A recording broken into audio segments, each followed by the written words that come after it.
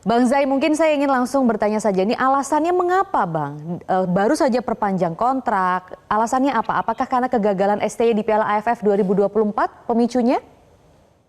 Oh, enggak. Tadi clear betul penjelasan dari Ketua Umum ya pada saat konferensi. Itu pada saat konferensi pers tadi beliau mengatakan bahwa dinamika di sepak bola itu sangat tinggi. Ya, sangat tinggi dan bukan karena AFF, kita sangat tahulah apa hitungan-hitungannya dan tadi Ketua Umum menyampaikan bahkan mulai intensitas meningkat dinamikanya ketika sebelum kita melawan China ya pada saat kualifikasi yang lalu itu sudah sangat tinggi. Kita tahu Maria dalam sebuah timnas itu ada tiga komponen penting. Yang pertama adalah pemain. Ya, pemain itu sendiri kita tahu bagaimana Pak Erick Thohir mengusahakan luar biasa sehingga pemain-pemain yang grade A sekarang ini yang main di Liga Eropa mau main di timnas itu bukan pekerjaan yang mudah. Ya, meyakinkan mereka, meyakinkan keluarganya, tentu mereka juga harus percaya, harus punya trust terhadap federasi dan terhadap perkembangan sepak bola yang ada di negara tersebut.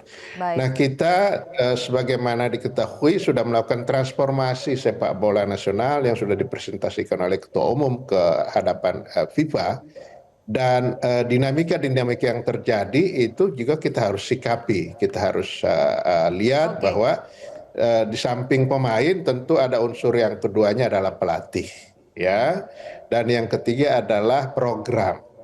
Nah, Maria, tiga unsur ini tidak bisa dilepaskan dari sebuah tim nasional. Ini harus bisa utuh, ya, antara pemain dan pelatih harus bisa komunikasi, mengkomunikasikan programnya kepada para pemain dan para pemain juga bisa, ya, melakukan apa namanya masukan, memberikan hal-hal yang perlu didiskusikan. Nah, ini penting, apalagi kan sekarang kita pemain-pemain kita ini pemain diasporanya banyak sekarang ya, Oke. yang sejak lahir dan kemudian berkembang dengan kultur ya di mana mereka berada, yakni kultur Eropa ya. Jadi memang dinamika-dinamika yang seperti ini tidak bisa terhindarkan. Nah, itu oleh kami, oleh Ketua Umum Pak Erick Thohir itu dilihat seperti apa Baik, dan Bang Zai dari mungkin boleh waktu ke waktu diperjelas kita melakukan dinamika evaluasi yang dikatakan dan tadi.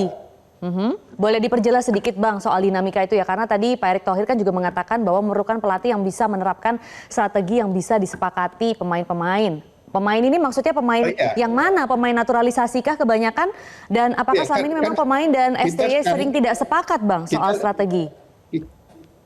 kita sekarang kan lihat sendiri tim nasional kita diasporanya banyak kan ya dan mereka lahir dari kultur ya sepak bola Eropa Oke, dilatih jadi oleh sering tidak para sepakat dengan pelatih pemain Eropa naturalisasi ya Bang? dan mereka juga Sering tidak apa sepakat namanya strategi dengan pemain berkompetisi di Liga naturalisasi? Eropa. Jadi ini memerlukan satu apa namanya kepiawaian tersendiri untuk supaya ada trust, ada apa dialog.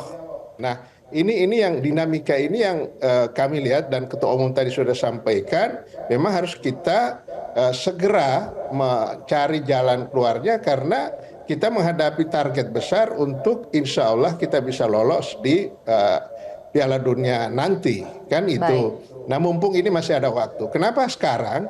Karena waktu mulai meninggi dinamika ya tidak mungkin ya karena setelah itu ada game-game setelah dengan China kita juga menghadapi beberapa negara lagi sehingga oleh Ketua Umum semua diendapkan dulu dan sambil kita evaluasi seperti apa perkembangannya Maria. Jadi ini Oke. perjalanan bukan tiba-tiba, Oke. cuma kan PSSI tidak mungkin setiap ada dinamika kemudian harus dipublikasi ya. Baik. Jadi Baik. eh, eh, kita mau yang terbaik lah karena tadi Ketua Umum jelas bahwa timnas ini bukan milik PSSI, bukan milik pelatih, tetapi milik bangsa Indonesia. Oke, sebelum ke Mas Erwin, satu lagi mungkin Bang Zai, karena kita masih bertanya-tanya dengan keputusan yang tiba-tiba ini begitu ya. Jadi apakah bisa dibilang STY akhirnya tidak bisa menguasai ruang ganti pemain semenjak kebanyakan pemain naturalisasi? Saya kira banyak hal ya, bukan cuma soal ruang ganti. Kan sepak bola itu dimulai dari sebelum ke lapangan, pada saat latihan dan banyak faktornya Maria. Tapi itu biarlah menjadi konsumsi internal kami di Esko PSSI dan eh, saya kira Pak Ketua Umum Pak Erick Thohir kan siapa sih yang meragukan Erick Thohir pernah memimpin klub besar Inter Milan ya. Beliau pernah menjadi presiden Inter Milan di saat Inter Milan sedang decline ya, sedang Baik. turun-turunnya tetapi bisa dibangkitkan lagi oleh seorang Erick Thohir. Oleh karena itu pertimbangan-pertimbangan ya melibatkan juga kita diajak diskusi dan lain sebagainya. Saya kira itu pertimbangan yang untuk kebaikan kita bersama. Baik, untuk kebaikan kita bersama, setujukah Mas Erwin karena 2 bulan lagi kita akan kembali menghadapi laga lanjutan kualifikasi Piala Dunia? Ya, terima kasih.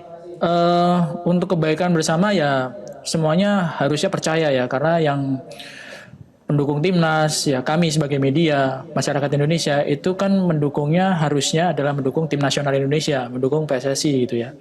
Jadi untuk kebaikan bersama ya harus percaya gitu. Tapi sekali lagi ini keputusan yang cukup beresiko. Dan risikonya kalau menurut saya cukup tinggi karena dilakukan di tengah-tengah Indonesia masih berada di babak ketiga kualifikasi Piala Dunia dan posisinya sedang bagus. Tapi seperti kata Pak Amali tadi bahwa keputusan harus diambil dengan cepat gitu dengan pertimbangan-pertimbangan yang saya yakin oleh ketum serta anggota exco lainnya sudah benar-benar dihitung. Kalau bicara soal ketum itu kan pengusaha ya, backgroundnya pasti hitung-hitungannya sudah sangat-sangat matang gitu karena risiko yang besar itu biasanya harapannya adalah hasil yang besar gitu. Tapi risiko besar itu juga kalau hasilnya nggak memenuhi target itu juga bisa menjadi backfire gitu. Jadi kalau untuk percaya ya harus percaya karena nggak mungkin kalau ketum serta jajaran exco-nya itu mengarah ke hal yang lebih buruk dibandingkan dengan yang sekarang gitu kan. Yang dikejar kan pasti yang lebih baik gitu dengan mimpi ataupun harapan yang lebih besar gitu. Tapi Baik. sekali lagi bahwa ini keputusan yang cukup beresiko, tapi karena Pak Ketum dan jajaran Exco termasuk Pak Amali tadi sudah menegaskan bahwa sudah benar-benar dihitung, ya pembuktiannya nanti ketika melanjutkan pertandingan di kualifikasi ketiga, babak ketiga ya, menghadapi Australia, menghadapi Bahrain dan China ini main di kandang dan wajib menang gitu. Dan terakhir lawan Oke. Jepang. Lawan Australia pun meskipun main di kandang lawan, juga targetnya tentu poin, entah itu seri ataupun menang gitu. Karena targetnya kan untuk lolos ke Piala Dunia, entah lolos langsung di peringkat 2, grup 3 di ronde ketiga atau lolos ke babak keempat.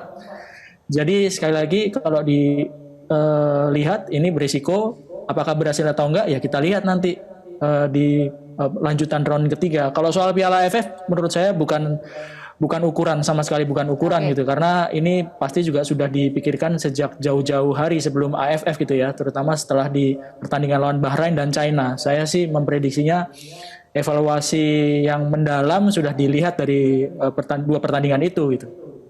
Baik, benarkah Pak Amali kalau tadi dikatakan resiko ya, penuh resiko. Jadi memang apa benar nih tidak takut PSSI tidak takut merusak ritme di tim yang sudah terjalin dengan baik khususnya di timnas senior yang akan tampil di kualifikasi Piala Dunia 2026 nanti?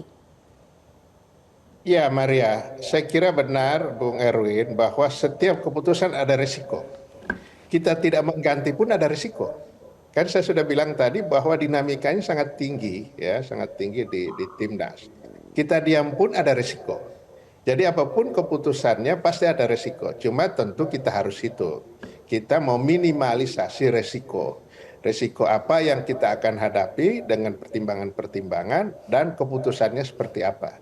Nah, Ketua Umum dan kami semua tentu sudah menghitung itu. Tadi saya sampaikan kan kita meyakini bahwa Pak Erick Thohir ini seorang yang sudah pernah teruji memimpin klub besar ya, menjadi presiden Inter Milan dan di saat waktu itu Inter Milan sedang terpuruk, sedang decline. Tetapi beliau bisa bangkitkan dan bahkan bisa di papan atas. Jadi kita berdiskusi panjang dan benar ini bukan baru karena AFF nggak masuk dalam hitungan kita. Karena kita dari awal sudah menghitung itu kenapa kita menurunkan pemain-pemain seperti itu. Tetapi sekali lagi ini karena dinamika di dalam timnas itu sekarang makin tinggi, sehingga ketua umum dan kami sendiri harus mengambil keputusan bagaimana jalan keluar supaya target kita untuk bisa lolos ke Piala Dunia itu bisa tercapai. Tentu hitung-hitungan ada, tetapi saya setuju pasti ada risiko, dan risiko itu juga kita sudah hitung. Baik, Mas Erwin, tapi boleh ditanggapi Mas, ini sebenarnya dengan prestasi yang dibawa oleh STY sejauh ini, apakah yang dilakukan ini sudah tepat? Karena memang waktu kurang dari 3 bulan untuk melawan Australia, apakah cukup misalnya juga bagi pelatih baru untuk beradaptasi dengan tim kita? Yang jelas adalah, ini yang pertama saya lupa tadi bilang, terima kasih untuk STY, Coach STY gitu ya, karena Coach STY meletakkan pondasi dan menempatkan Indonesia dari peringkat sekarang ini gitu ya, peringkat FIFA, lalu dengan sederet pencapaian-pencapaian ya. Tapi sekali lagi, apakah tepat atau tidak ya nanti kita lihat di pertandingan pertama lawan Australia kan bulan Maret, 2,5 bulan lagi. Setelah itu pertandingan menghadapi Bahrain dan Cina. Cuma yang dihadapi oleh pelatih baru yang sudah kelihatan di depan mata adalah faktor adaptasi yang tidak banyak. Karena untuk menjelang pertandingan menghadapi Australia serta Bahrain, itu waktunya nggak lama, nggak lebih dari 5 hari. Pemain-pemain abroad itu pulang untuk kumpul untuk persiapan, atau mungkin langsung ke Australia untuk persiapan menghadapi Australia.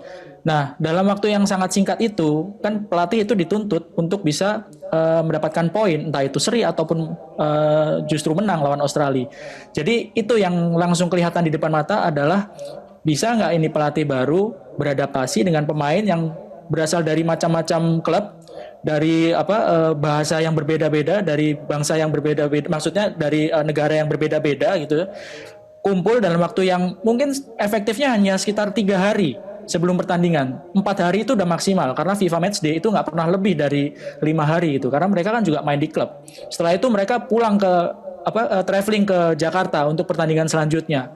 Di 2 pertandingan awal itu yang akan kita lihat gitu, apakah keputusan dari PSSI untuk mengontrak pelatih baru apakah bisa apa enggak nih kira-kira memenuhi target gitu. Dari 2 pertandingan itu kan targetnya kan lolos ke Piala Dunia, langsung lolos, atau lolos ke babak 4. Nah, dari 2 pertandingan itu akan kelihatan. Bisa nggak kira-kira nih target itu tercapai? Iya, itu yang nanti kita nantikan jawabannya. Kalau tadi ke Mas Erwin, tepat atau tidak? Kalau ke Pak Amali ini, layak atau tidak STY diperlakukan seperti ini? Komunikasi tadi pagi, saya kira dia tahu, dia adalah pelatih yang profesional, dan itu suatu hal yang biasa saja. Suatu hal yang biasa saja, bahkan negara-negara biasa mengganti di tengah jalan ya. Kan ya ada target gitu loh, ada target, ini masih sesuai dengan target nggak? Atau dinamikanya makin tinggi. Kalau dinamikanya makin tinggi dan tidak terkendali, yang rugi kita juga gitu loh. Jadi ini dihitung betul, ini dihitung betul. Apakah penggantinya ini benar Patrick Kluivert, Bang Zai? Boleh dijawab nanti ya Bang Zai ya.